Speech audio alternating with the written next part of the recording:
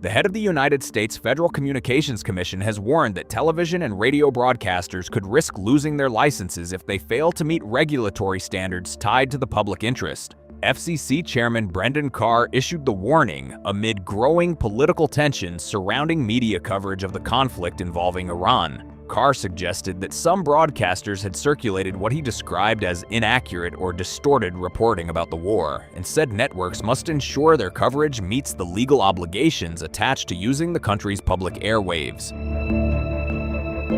The remarks followed criticism from U.S. President Donald Trump, who accused several prominent news organizations of publishing misleading reports about military developments linked to the Iran conflict.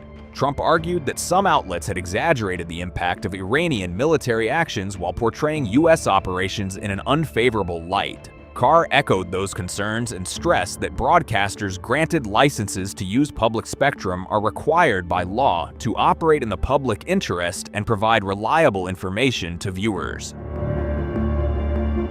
The warning quickly prompted strong criticism from media advocates and lawmakers who said the statement could raise concerns about press freedom. Critics pointed out that the FCC rarely revokes broadcast licenses and warned that invoking such a possibility could be interpreted as an attempt to pressure news organizations over their editorial decisions. Some Democratic lawmakers argued that the comments risk undermining First Amendment protections that safeguard freedom of speech in the press in the United States. Carr defended his position by saying that declining public trust in the news media has made accountability more important than ever.